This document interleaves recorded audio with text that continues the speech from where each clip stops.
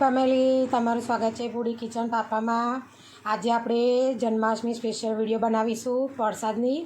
તેના માટે મેં આ રીતે પંચામૃત બનાવું છું।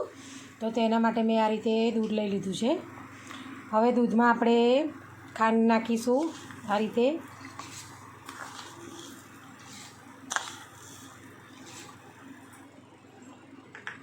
થોડું તેમાં આ રીતે મધ રેડીશું।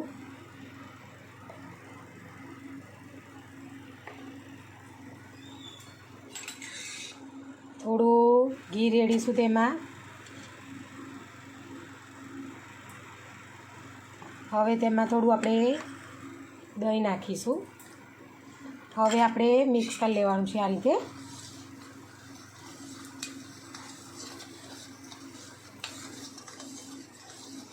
જો આ રીતે મિક્સ કરી દેવાનું છે બધું।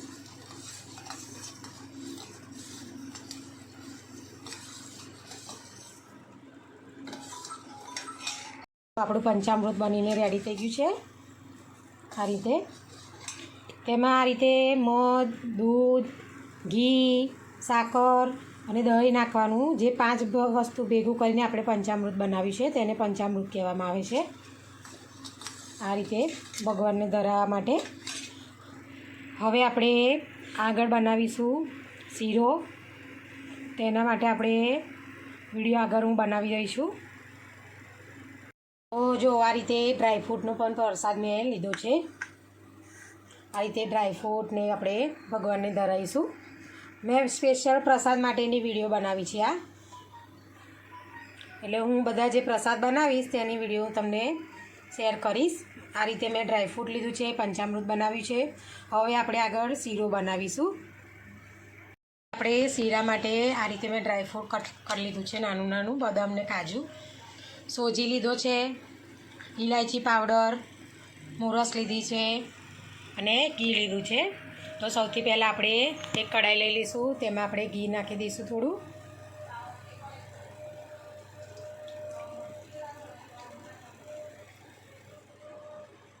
આ રીતે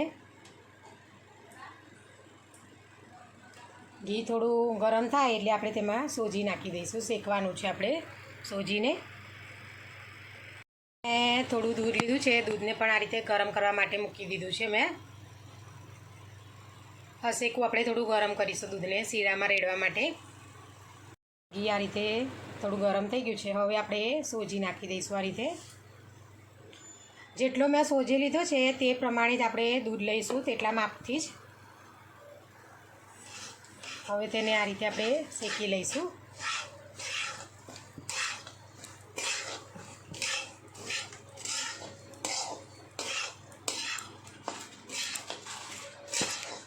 આ રીતે આપણે ગેસને થોડો ધીમો રાખીશું।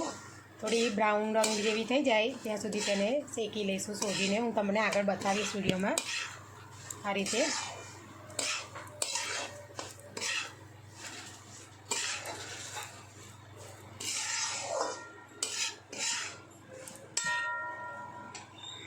જો આ રીતે મેં ઘરે જે મીઠાઈ બનાવી છે તે પણ આપણે ભગવાનને ધરાવીશું કાનાને।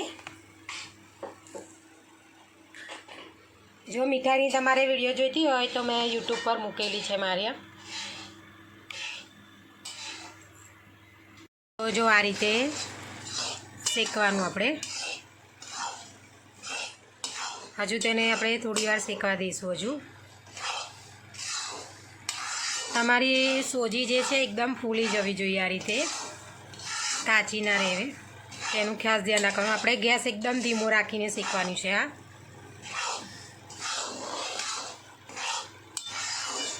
તો આ રીતે સોજી કમ્પ્લીટ આપણી શેકાઈ ગઈ છે। આ રીતે જો હું હલાવું છું, છૂટી છૂટી એકદમ થઈ જવી જોઈએ। આ રીતે વ્હાઈટ વ્હાઈટ એકદમ થઈ જાય એટલે તમારી સોજી શેકાઈને કમ્પ્લીટ થઈ ગઈ છે। હવે આપણે તેમાં આપણે જે ગરમ દૂધ જે કર્યું છે તે રેડ દઈશું આ રીતે।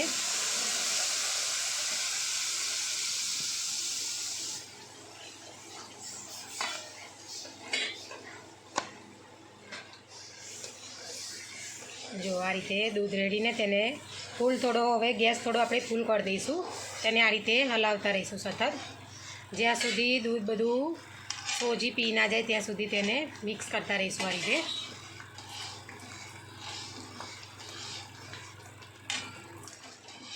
તો જો આ રીતે આપણે બધું મિક્સ કર્યા પછી સોજી આ રીતે બધું દૂધ પી ગયું. હવે આ રીતે છૂટો છૂટો થઈ જવો જોઈએ આપણો શીરો. આ રીતે સતત તેને શેક્યા કરવાનો. એમાં આપણે મોરસ નાખી દઈશું આ રીતે. જો મોરસ તમારી ઓછી થોડી લાગતી હોય તો તમે ઉપરથી ફરી એડ કરી શકો છો. એટલે થોડો ચાખીને તમારે જે રીતે ગળી તમે ખાતા હોય તે રીતે આપણે નાખવાની. આ રીતે હવે તેને આપણે મિક્સ કરી લઈશું. હવે તેમાં થોડો ઇલાયચી પાવડર નાખી દઈશું આ રીતે. તેને પણ મિક્સ કરી લઈશું.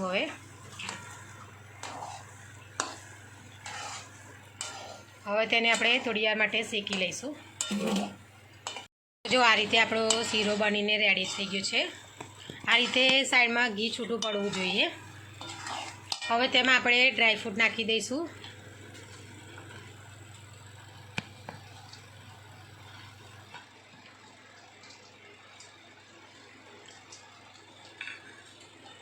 આ રીતે હવે તેને આપણે મિક્સ કરી લઈશું.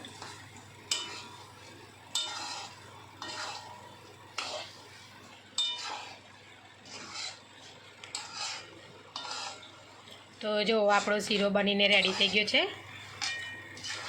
હવે તેને આપણે એક વાસણમાં કાઢી લઈશું. ભગવાનને ધરાવવાનું છે એટલા માટે ઠંડો કરીશું પહેલાં.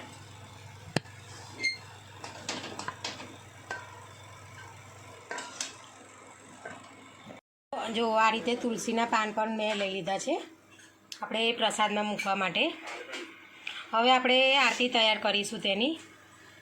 તો આ રીતે મેં દિવેટો બનાવીને રેડી કરી દીધી છે. તો આરતી થાળી તૈયાર કરીશું આપણે હવે. તો જો આ રીતે આપણે ઘી રેડી દઈશું હવે દિવેટોમાં. તે આપણે આરતી પણ રેડી કરી દીધી છે. સાઈડમાં 2 દીવા પણ કર્યા છે. જો આ રીતે મેં થાળી સજાવી દીધી છે આરતીની.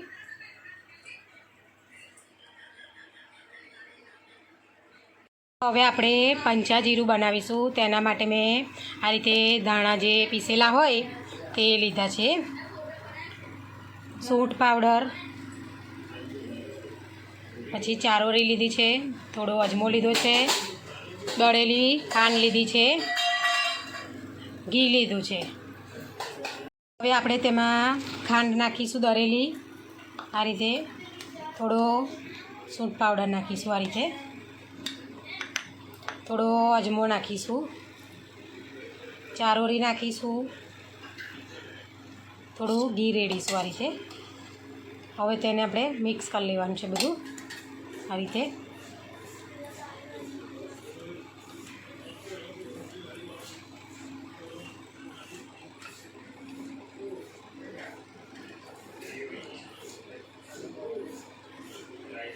તો આપણે પંચાજીરું બનીને રેડી થઈ ગયું છે આ રીતે પ્રસાદ માટે. તો જો આપણે આ રીતે ઝૂલો પણ રેડી કરી દીધો છે તૈયાર.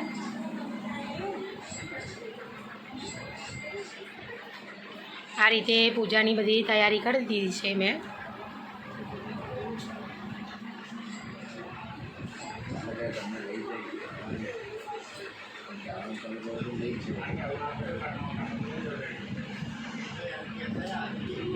તો આ રીતે આપણે કાનાના પારણા કર્યા છે. હવે સાંજે આપણે આરતીની વિડીયો પણ અલગથી મૂકીશું તેની. આ રીતે પૂજા આપણે કરીશું. જો અમારી વિડીયો તમને પસંદ આવી હોય તો લાઇક, શેર, સબસ્ક્રાઈબ કરવાનું ભૂલતા નહીં. કોમેન્ટ બોક્સમાં જય શ્રી કૃષ્ણ લખીને મોકલી દેજો ગમી હોય તો વિડીયો. Thanks for watching.